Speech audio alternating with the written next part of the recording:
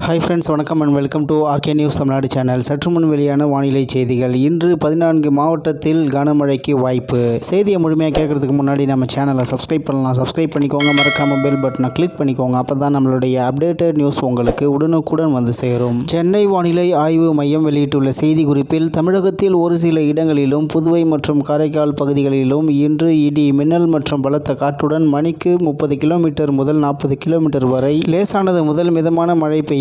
நீலகிரி, கோயம்புத்தூர், திருப்பூர், தேனி, திண்டுக்கல், ஈரோடு, சேலம், தருமபுரி, திருப்பத்தூர், கிருஷ்ணகிரி, வேலூர், திருவண்ணாமலை, கள்ளக்குறிச்சி மற்றும் பெரம்பலூர் மாவட்டங்களில் ஓரிரு இடங்களில் கனமழை பெய்ய வாய்ப்புள்ளது. நாளை 3ஆம் தேதி மற்றும் 4ஆம் தேதிகளில் தமிழகத்தில் ஓரிரு இடங்களிலும் புதுவை மற்றும் காரைக்கால் பகுதிகளிலும் இடி மின்னல் மற்றும் பலத்த காற்றுடன் மணிக்கு 30 கிலோமீட்டர் முதல் 40 கிலோமீட்டர் வரை லேசானது முதல் மிதமான மழை பெய்யக்கூடும். வரும் 5ஆம் தேதி தமிழகத்தில் ஒரு சில இடங்களிலும் புதுவை மற்றும் காரைக்கால் பகுதிகளிலும் இடி மின்னல் மற்றும் பலத்த காற்றுடன் லேசானது முதல் மிதமான மழை பெய்யக்கூடும். தருமபுரி, கிருஷ்ணகிரி, சேலம், திருப்பத்தூர், வேலூர், ராணிப்பேட்டை மற்றும் திருவண்ணாமலை மாவட்டங்களில் ஓரிரு இடங்களில் கனமழை பெய்ய வாய்ப்புள்ளது. வரும் 6ஆம் தேதி தமிழகத்தில் ஒரு சில இடங்களிலும் புதுவை மற்றும் காரைக்கால் பகுதிகளிலும் லேசானது முதல் மிதமான மழை பெய்யக்கூடும். மேலும் இதனைத் தொடர்ந்து 7ஆம் தேதி தமிழகத்தில் ஓரிரு இடங்களிலும் புதுவை, காரைக்கால் பகுதிகளில் லேசானது முதல் மிதமான மழை பெய்யக்கூடும். சென்னை மற்றும் புறநகர் பகுதிகளில் அடுத்த 24 மணி நேரத்திற்கு வானம் ஓரளவு மேகமூட்டத்துடன் காணப்படும். நகரின் ஒரு சில பகுதிகளில் லேசான மழை பெய்ய வாய்ப்புள்ளது.